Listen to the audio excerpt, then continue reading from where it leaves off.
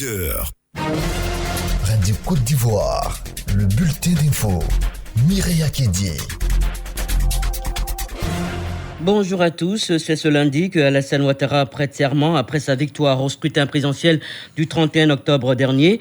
Plusieurs chefs d'État et de gouvernement sont arrivés hier à Abidjan pour prendre part à l'investiture du président de la République. Il s'agit entre autres de Nana Akufo-Addo du Ghana, de Sassou Nguesso du Congo, de Roch Kaboré du Burkina Faso, de Oumarou Sissoko Embalo de la Guinée-Bissau, de Mohamed Ould El Ghazouani de la Mauritanie. Nicolas Sarkozy, l'ancien président français, est également présent dans la capitale économique pour assister à cette cérémonie solennelle de prestation de serment. Une cérémonie qui sera retransmise tout à l'heure en direct sur les antennes de Radio Côte d'Ivoire. Le budget du ministère de la Santé et de l'Hygiène publique est connu, s'élève à plus de 415 milliards de nos francs. Ce budget présenté le week-end dernier aux sénateurs membres de la Commission des affaires économiques et financières a été adopté. C'est un budget qui s'articule autour de plusieurs axes, notamment le renforcement et l'alignement entre le processus de planification et de budgétisation de développement des soins, de obstétrico-néonatal, d'urgence et surtout le plan de riposte face à la pandémie du coronavirus. Les explications du ministre de la Santé et de l'Hygiène publique, Eugène Akawele. Ce budget va me permettre donc de poursuivre la politique de développement sanitaire de la Côte d'Ivoire dans un cadre de gouvernance. Il faut d'abord que nous observions la gouvernance des structures du ministère, mais également la responsabilisation des hommes. Donc il y a lieu de retenir que nous devons faire preuve beaucoup de bonne gouvernance dans ce que nous faisons. Mais également, si nous voulons faire évoluer les choses au niveau de notre ministère, il faut que nous donnions un sens à la réforme hospitalière en cours qui va donc démarrer véritablement en 2021. La santé, c'est pour sauver les vies humaines et nous avons un vieil défi qui consiste à réduire la mortalité maternelle, néonatale et infantile. L'actualité pour nous, c'est la poursuite du plan de riposte sanitaire. Le ministère était à la une avec la présentation d'une communication relative à l'introduction bientôt d'un vaccin dans notre pays. Eugène Akawele, le ministre de la Santé et de l'Hygiène publique. La ministre de la Solidarité et de la Cohésion sociale était également face aux sénateurs pour présenter le budget de son département.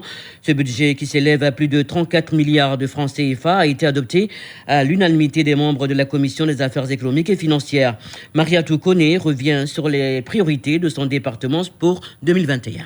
Le socle de notre ministère, c'est la cohésion sociale. Donc, le vote du budget nous permet de continuer nos actions de minimisation des frustrations à travers plusieurs activités dans plusieurs domaines, notamment en privilégiant les activités qui privilégient le dialogue, les activités de renforcement de la solidarité, les activités de développement du civisme, les activités qui permettent à tous les Ivoiriens d'être rassemblés, d'être en paix. Donc nous devons faire en sorte qu'avec ce budget, chaque Ivoirien puisse s'investir dans la paix, chaque Ivoirien puisse donner une chance à la paix afin que nous puissions continuer la belle performance économique que nous avons dans l'amélioration des conditions de vie de nos citoyens, mais également pour un développement durable.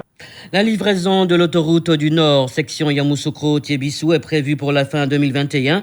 Les travaux de prolongement de cette voie ont été exécutés à 70%. Une délégation de la Géroute, l'agence de gestion des routes, s'est rendue sur place pour s'enquérir de l'état d'avancement des travaux.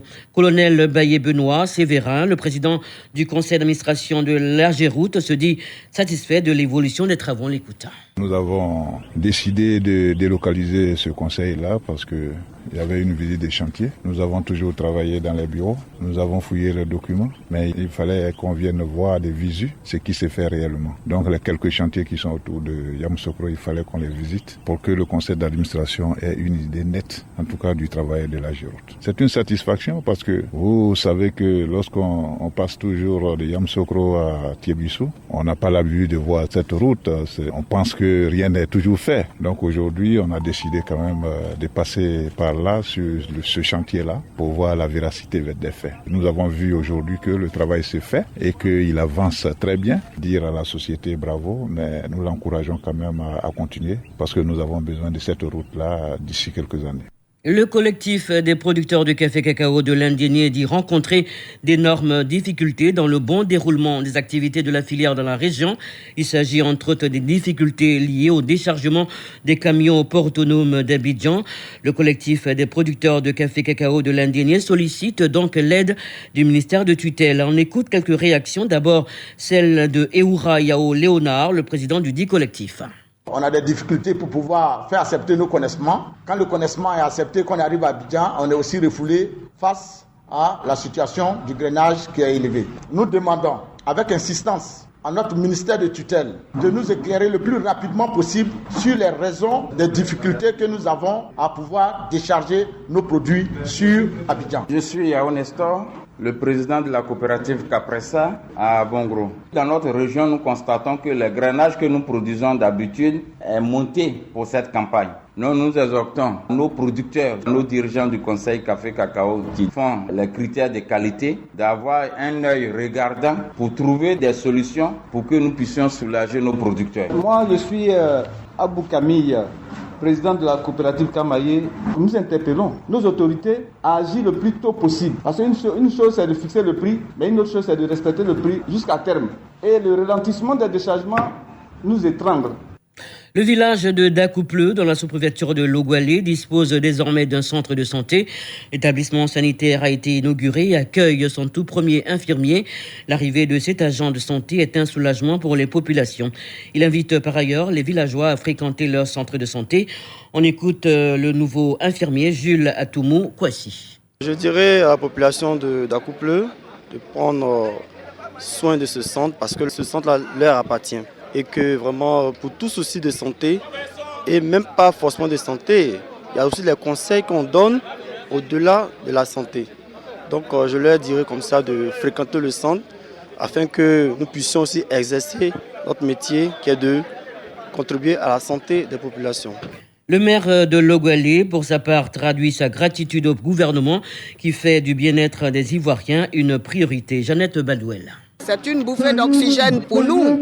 Nous avons fait l'inauguration de ce centre de santé il y a quelques mois et le ministre de la Sécurité qui était là, qui parrainait cette cérémonie d'inauguration il y a 2 mois de cela, avec le ministre Albert Flendé, avait promis qu'ils allaient voir avec le ministère de la Santé afin que le gouvernement puisse affecter un infirmier d'État à Dakoupleu. Chose faite, je voudrais dire grand merci à son Excellence Alassane Ouattara pour ce regard bienveillant à cette population de Dakoupleu qui fait partie évidemment de la commune de Logoualé. Nous en sommes très heureux.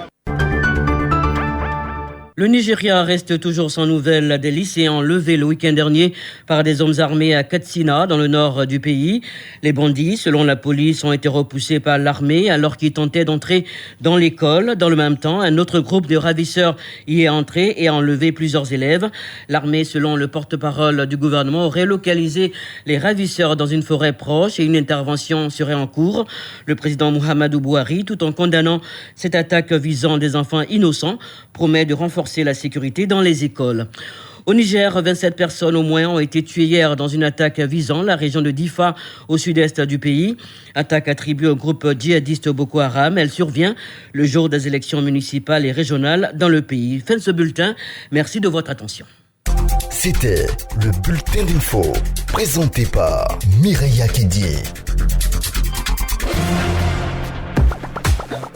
Découvrez l'actualité nationale et internationale sur votre radio. Radio Côte d'Ivoire, 88.0. 88.0 Abidjan. 88 FM Abidjan. 24h/24. Radio Côte d'Ivoire. Numéro 1. Numéro 1. Sur l'info. Sur l'info. Et le sport.